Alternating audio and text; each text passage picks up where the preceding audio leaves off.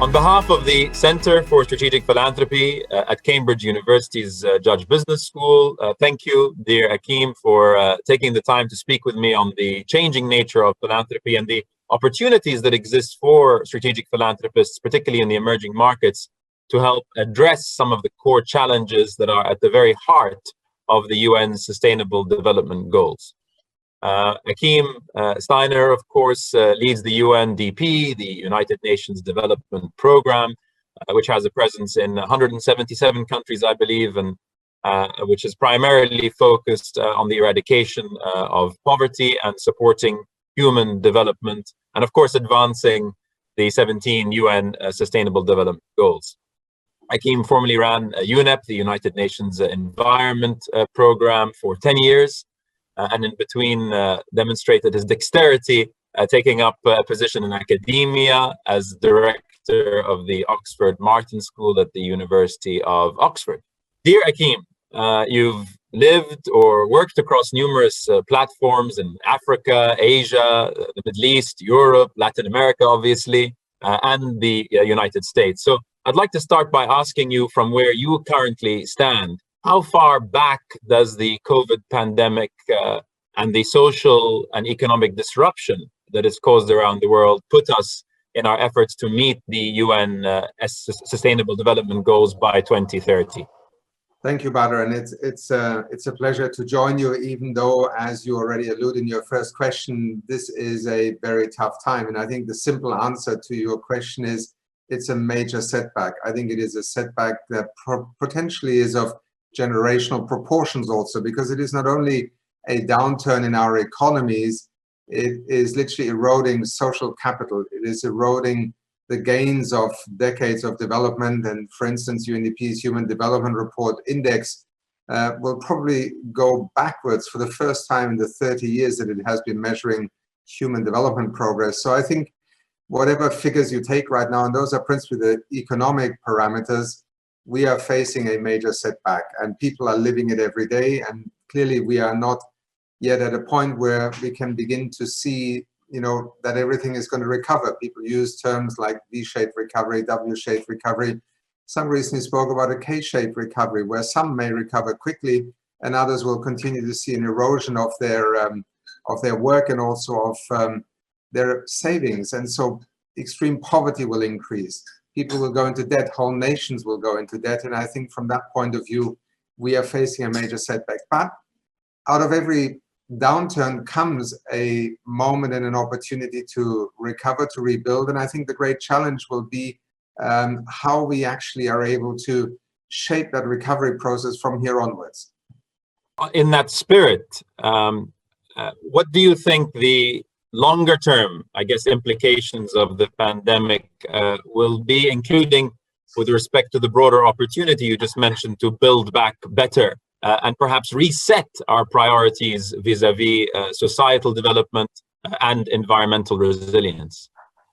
Well, clearly in the current situation, what we have seen is frequently people talking and referring to a future that is going to be different, building forward better, building back better. I think these are many different narratives that are playing out in societies across the world right now. And they point, first of all, to the fact that what COVID-19 has really done in these first few months is to reveal a great deal of what is not right, the so-called underlying conditions, our vulnerability, the lack of resilience, but also inequality, unsustainability, clearly moving very much into the center of our attention. And I think in the way that COVID will shape the future, we're just beginning to see how this will drive change. The billions, the trillions that are going to be invested in managing and stabilizing the crisis, but how they will also development clearly will have an impact. And I think to some who, for instance, take the Sustainable Development Goals and are now the current crisis, they are no longer achievable,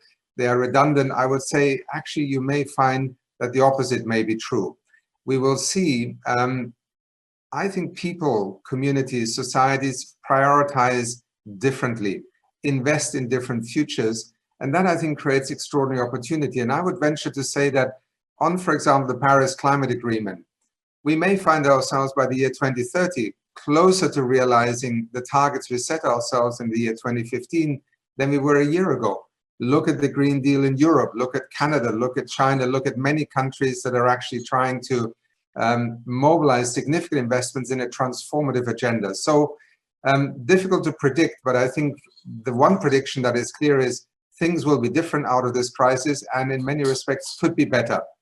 So turning to philanthropic intervention, how do you see the role of private philanthropic capital in helping to address the world's long-term social and economic and environmental challenges?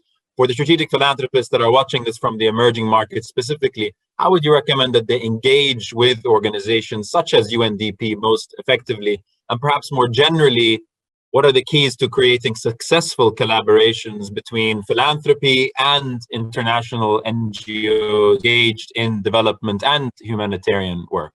Well, let me first of all say, I think in the midst of this unprecedented crisis, philanthropy has been enormously important, not only in the volume of finance that it has provided, but also in its agility, its ability to connect to communities, to pioneers, to innovation. And I want to particularly pick up on the last two, because clearly in a crisis of this magnitude, we have all turned back to the state and public budgets to achieve the kind of scale in stabilizing the situation that is needed. But at the same time, in moving forward, what we need is a great deal of innovation. We need a great deal of rethinking. And I think philanthropy always has the advantage that it can be far more targeted, far more agile. It can take more risks. It can also connect to, let's say, non-mainstream actors whose ideas, technologies, business platforms, service ideas could be tomorrow's economy. And therein lies the first opportunity. I mean, clearly, we have a humanitarian moment in looking after our community, the people who are most vulnerable, and there we see a great deal of philanthropy doing an enormous amount of good. But I would argue equally, the kind of strategic philanthropy that you also advocate needs to look at the future of development, and then extrapolate backwards to what is it that we can invest in now in order to make this new set of futures possible.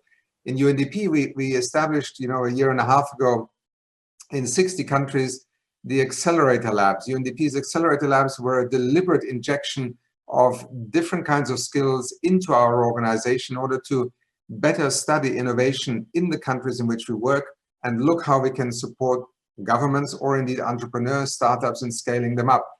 I think it is that collaboration between philanthropy and philanthropic capacity to invest and institutions such as UNDP or indeed public institutions in the country that have the capacity to take things to scale and to link it also to the public policy arena. Because philanthropy often struggles in taking the ingenuity of what they have experimented with or what they have invested in into a broader public policy arena. At the end of the day, public policy can prevent or accelerate innovation. And I think it is at that interface that I see a particularly interesting arena for us as UNDP, the UN's development program working in 170 countries, connecting to that sea of philanthropy and philanthropic investments that are looking at innovation and at new possibilities. And I would hope that we will see a great deal more of that interface, not least because together we can also mobilize the private sector more effectively. I've invested since my arrival in UNDP a significant amount of energy on trying to understand how can we help to attract more private capital into the kind of public good outcomes that the SDGs represent. And we have developed these SDG impact guidance and norms for bonds and equities.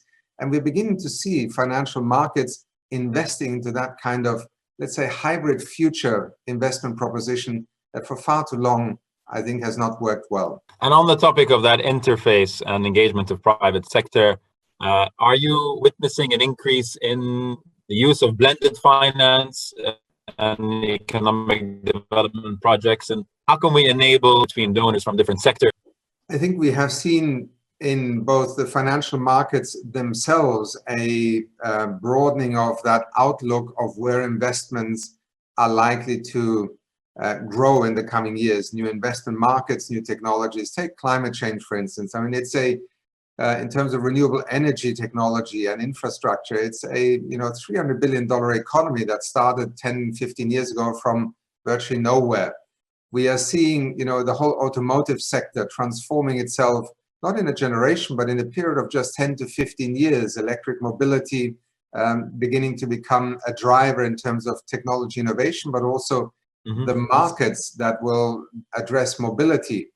And so whether it is energy, mobility, or also indeed agriculture and land use, these are three major drivers of a rapidly shifting set of imperatives to act differently, but also opportunities to invest. We are seeing massive possibilities.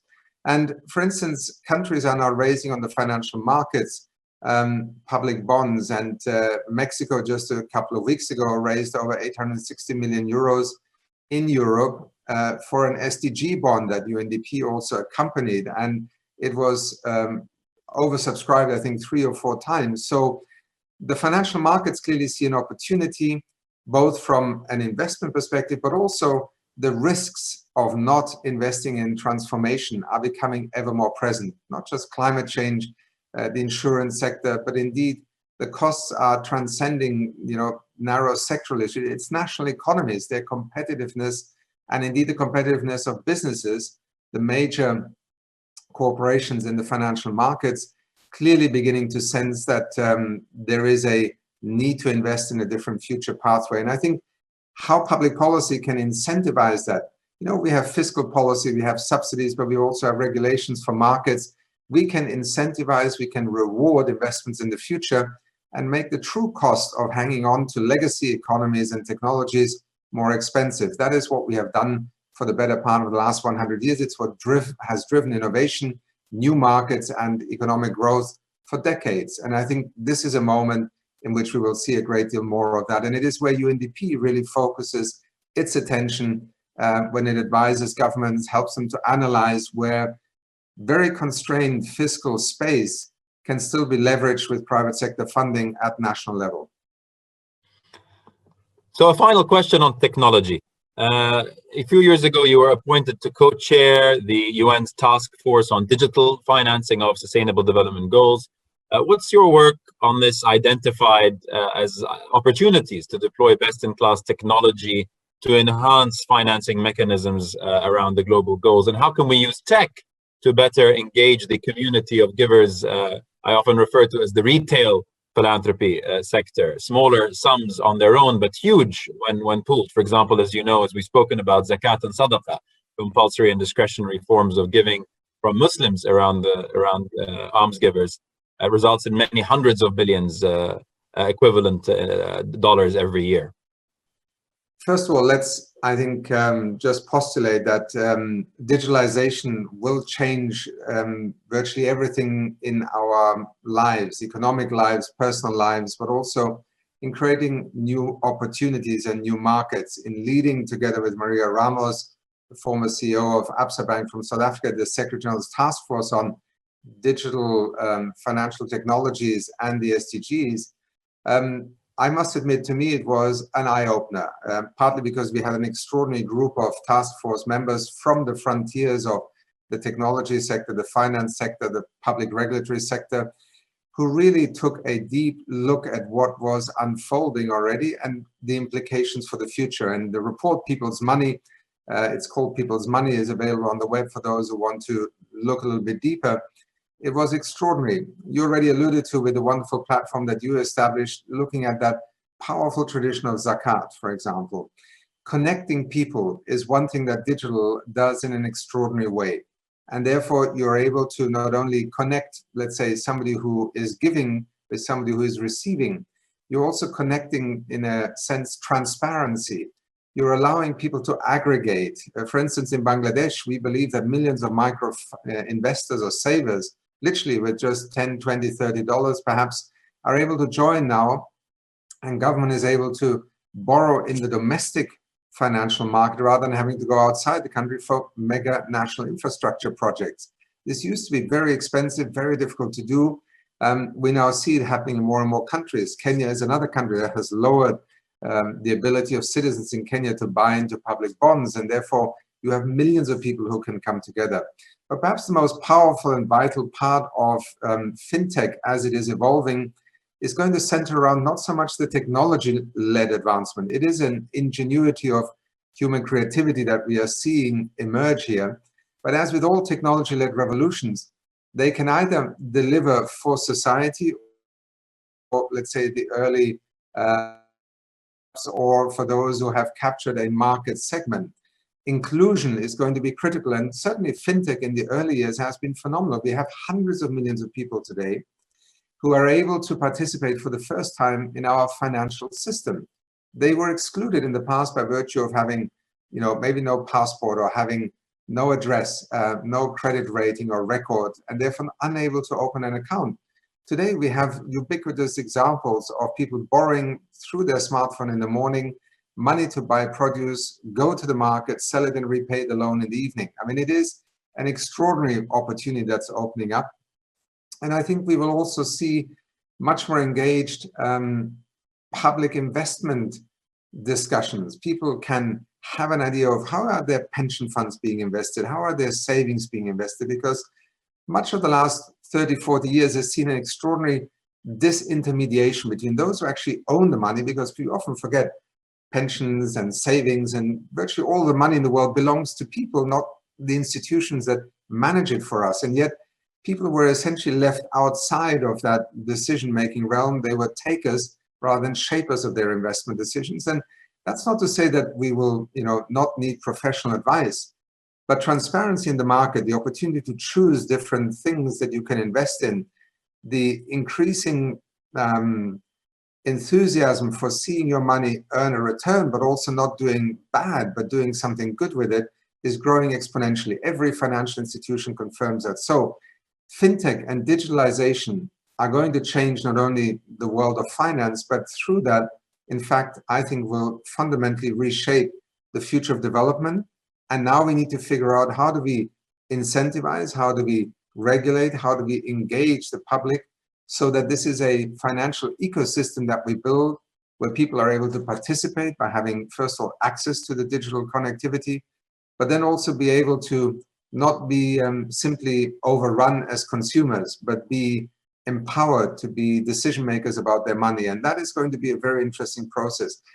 In the larger context of development, clearly, development finance is going to change significantly. And it is why also in UNDP, we have invested a lot in the last 2 years in understanding the future of digital in the way that it will shape the future of development. Yeah, as you say, Achim, very exciting time to see how technology is enhancing the impact of philanthropic output, but also, as you exactly said, also enhancing the relationship, right? The relationship two ways between donors and recipients, and with the overall objective of improving and enhancing impact through an enhanced experience. And thank you for all the fantastic work that you continue to do through the UNDP and really as a champion of best practice around improving and enhancing relationships and broader impact. And thank you again so much, Achim, for speaking with me. And I look forward to speaking with you again, hopefully the next time in person. Thank you again.